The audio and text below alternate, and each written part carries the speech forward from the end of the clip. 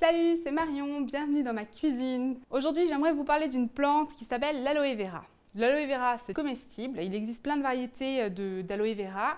Celle qu'on trouve le plus dans le commerce, elle s'appelle la variété Barbadensis Miller. De nos jours, on en trouve vraiment partout dans les biocoop, au rayon bio des supermarchés. C'est un truc qu'on peut difficilement louper en faisant ses courses au rayon légumes parce que c'est très intriguant.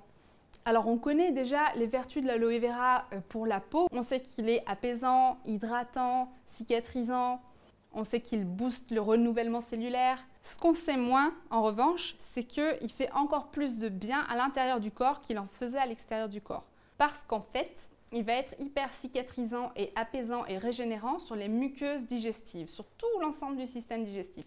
J'ai un de mes auteurs favoris qui en parle beaucoup, c'est Anthony Williams, dans ses livres de la série Medical Medium.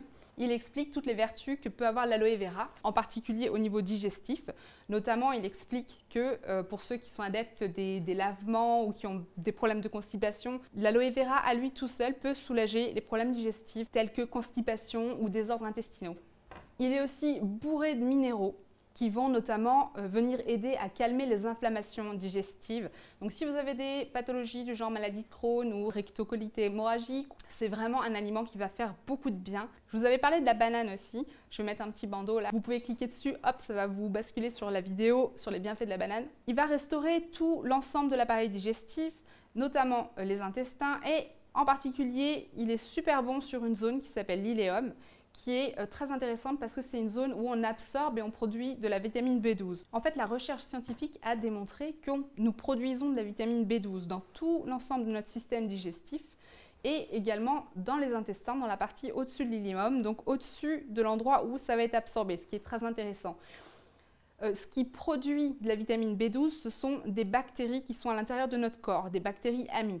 Si notre alimentation est totalement dénaturée, on ne va pas nourrir ces bactéries-là, on va en nourrir d'autres qui sont pathogènes, qui vont venir au contraire proliférer et qui vont inhiber ces bactéries-là, les bonnes bactéries et la flore digestive amie.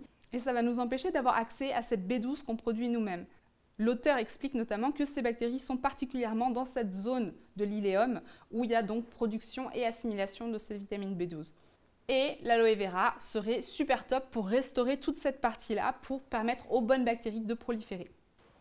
Il a plein de propriétés super pour le système digestif, donc il est antiviral, anti-champignon, anti-moisissure, antibactérien, antiparasitaire. Il viendrait tuer les pathogènes qui sont à l'origine des cancers comme le cancer de l'estomac, le cancer du côlon, le cancer colorectal. Il peut aider à stopper le développement des polypes et même réduire la taille des hémorroïdes. Apparemment, il aurait même des vertus anti-radiation. Si vous avez été exposé à des radiations, ça fait partie des aliments qui peuvent vous aider à les évacuer.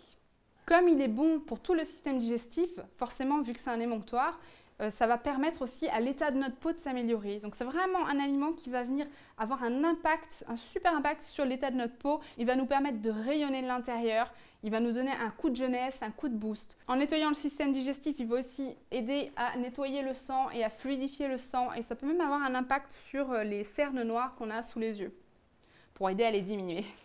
Ok, alors maintenant vous allez me dire, oui mais je sais pas quoi en faire moi de ta branche. Je vais vous montrer. Ce qu'on va consommer, ça va être l'intérieur de cette feuille. Toute la partie qui est verte, qui est extérieure, elle est toxique, elle contient une sorte de latex qui peut être agressif pour le système digestif, donc on ne prend pas les feuilles vertes. Si vous voulez essayer de le passer en jus par exemple dans votre extracteur de jus, il ne faut pas prendre la peau. Ceci dit, l'extracteur c'est vraiment pas la bonne solution pour l'aloe vera, je vais vous donner une autre technique. Alors déjà, vous prenez votre feuille, vous la lavez, vous allez retirer la partie blanche qui se trouve à la base. Là, vous allez prendre entre 5 et 10 cm d'aloe vera, en sachant qu'à chaque fois que vous en consommez, vous voyez la feuille, elle devient de plus en plus fine. Donc ici, je vais en prendre cette partie-là. Ensuite, ici, ce sera plus fin, je vais en prendre peut-être un peu plus. Ici, je vais en prendre jusque-là. Et voilà, et la feuille va me durer 4 jours à peu près. Moi, ce que je fais, c'est que je le consomme le matin. Je vous avais fait une vidéo sur l'eau citronnée et ses vertus. Je vais mettre la petite banderole pour qu'elle s'affiche.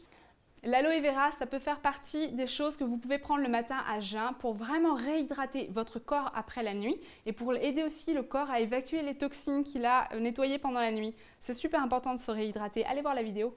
D'autant plus que c'est un aliment qui est vivant, donc il va vraiment réhydrater en profondeur. Vous voyez, j'enlève les bords. Les bords, c'est les bords avec les petits piquants. Ensuite, moi, je le coupe en deux pour que ce soit plus simple à couper. et j'épluche.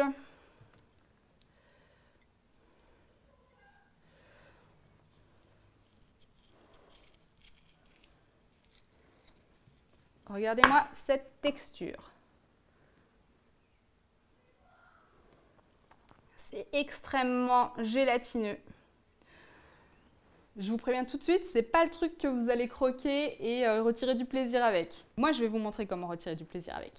Ce que je fais, quand j'en prends le matin, honnêtement, je profite d'avoir les mains pleines d'aloe vera pour en mettre sur ma peau. Hop, autour des yeux, le front, les joues. Si vous trouvez que quand ça sèche, ça vous tire un peu, vous pouvez rajouter un peu d'huile dedans. Et là, ça vous fera une émulsion et ça va faire vraiment comme une crème pour la peau. Cet aloe vera, je vais le mixer avec de l'eau. On va mettre tout simplement une cup d'eau fraîche. Vous pouvez tiédir un peu l'eau ou rajouter une petite goutte d'eau bouillante si vraiment vous avez besoin d'un peu de chaud le matin. Là, j'ai mis 250 ml d'eau. Et je vais mettre ce truc gluant à l'intérieur, gluant et visqueux. Vous allez voir ce que ça va faire, c'est assez magique. C'est parti.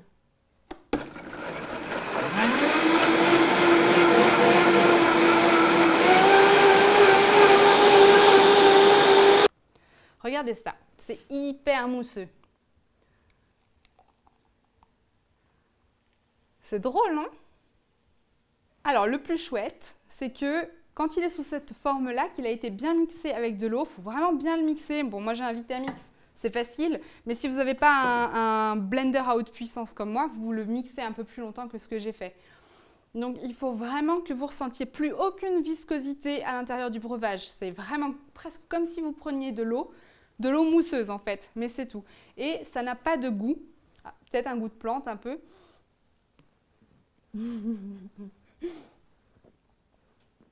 Non, franchement, ça n'a aucun goût, c'est juste incroyable.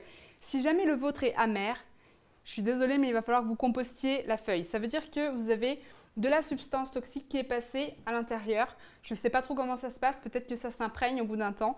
Regardez, ici j'ai coupé la feuille et on voit déjà le latex qui qui s'écoule en fait sur la feuille. Donc là, quand je vais le réutiliser, je vais laver cette partie-là avant de l'utiliser, bien sûr.